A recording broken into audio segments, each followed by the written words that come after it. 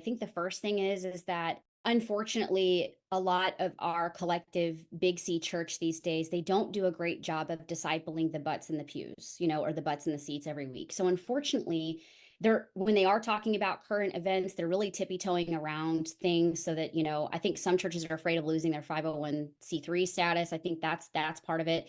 And I think a lot of pastors, honestly, JB, because they're not operating out of like the full counsel of God, that Bible prophecy is left out, and it's depending on who you talk to, 1/3, 1/4 of the Bible is prophetic in nature. And then the other part that I think is that, unfortunately, I don't think a lot of people understand the deepest, darkest corners of the agenda, which is what you spend so much of your time bringing to the forefront, which is the true Luciferian agenda that's at play. And it's just the way that it is. But it's, I say the statement all the time. Once you see these things, once you put the puzzle pieces together or connect the dots, you can't unsee that. When we started to realize that this was an agenda at play, this was not, this was not about protecting people. This was not about, all the things that the narrative was in play for. This was about freedom. This was about seeing what can we take from all of these people and keep, so that when we roll out our real big plan, they just fall for it hook, line, and sinker.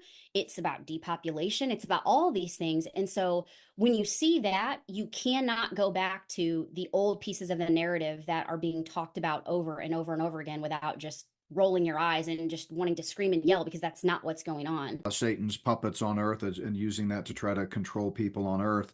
George Soros is the real problem, or Bill Gates is the real problem, and they are problems, make no doubt about it. They're all pawns in the game. But until we look at all of life through the lens of Scripture and see God's plan of the ages really coming to fruition here and climaxing with this final 7-year battle that the Bible talks about, we're not going to really ever awake fully. We're sort of awake, a lot of people, but they're not eyes wide open just yet.